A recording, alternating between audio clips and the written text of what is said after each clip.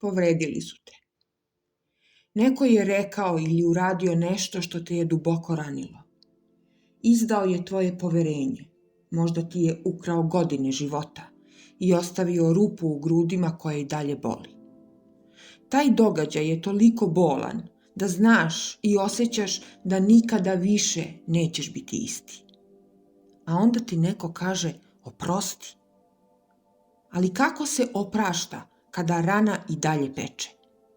Kako se oprašta onome ko se nikada nije iskreno pokajao zbog svojih postupaka? Kako? Ovaj video nije o tome da budeš bolja osoba, niti da zaboraviš to što se desilo.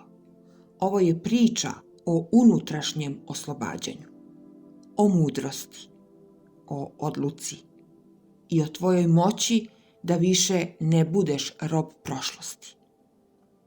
Zapamti i primeni ovo što čuješ, jer zaista može da ti promeni život. Prvo, oproštaj nije za tu drugu osobu. Oproštaj je za tebe. Da, dobro čuješ.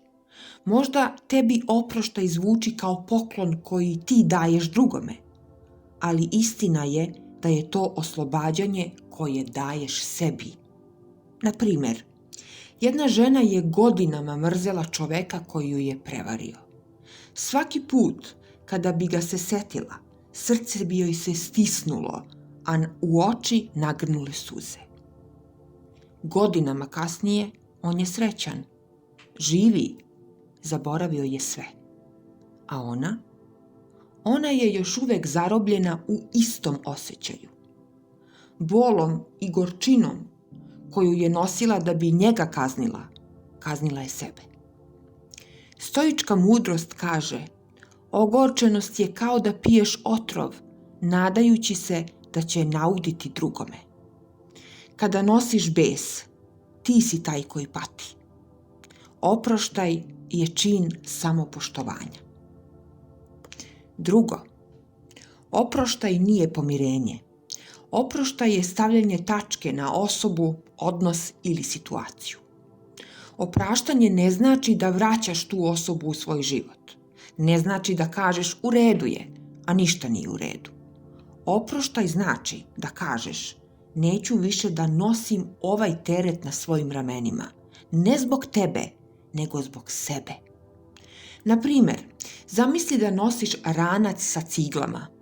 Svaka cigla u tom rancu je jedna uvreda, prevara, izdaja. I u jednom trenutku shvatiš. Nije ti potreban ranac da bi naučio lekciju. Lekcija je već u tebi i čeka da izvučeš poentu. Cigle možeš da spustiš.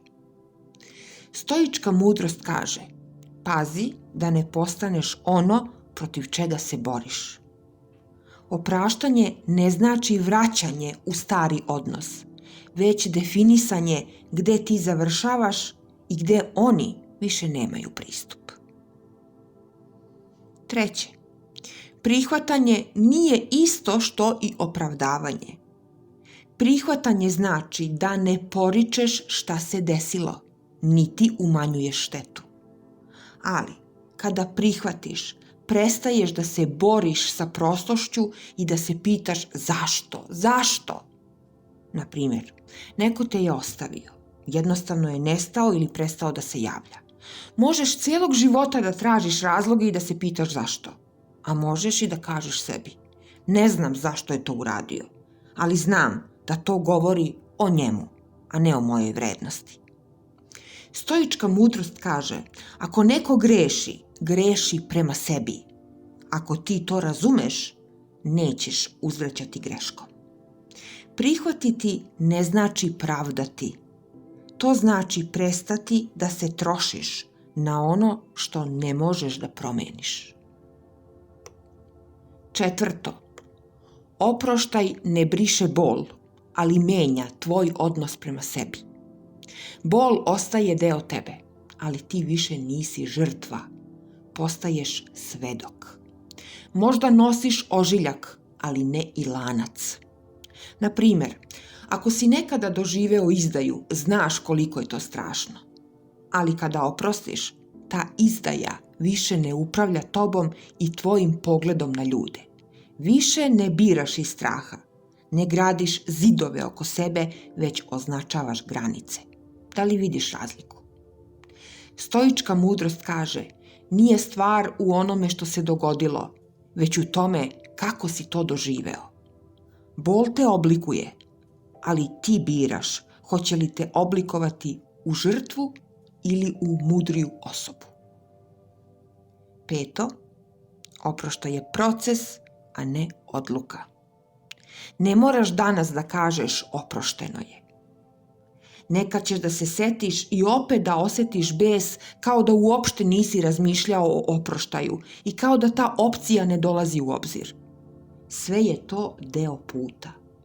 Ali svaki put kada odlučiš da ne uzvratiš mržnjom, opraštaš.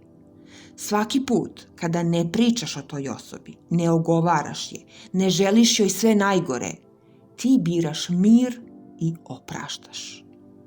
Stoici kažu, budi stalan u onome što je tvoje, a to su tvoje misli, tvoje reakcije, tvoja duša. Ne moraš da oprostiš danas, ali svaki put kada biraš mir umesto osvete, na dobrom si putu. Oproštaj nije slabost, već vrhunac snage. To je tiha odluka da tvoje srce bira mir, a ne rat. Ako te je neko povredio, ne treba da zaboraviš, ali ne moraš više ni da patiš. Možeš da kažeš, učim iz ovoga i puštam. I znaj, kad pustiš, ne gubiš ništa što je tvoje. Gubiš samo ono što te je držalo na dnu. A ako ti se ovaj video dopao, podeli ga sa drugima i na svojim društvenim mrežama da stigne do što više ljudi i olakša im život. Hvala. Vidimo se uskoro.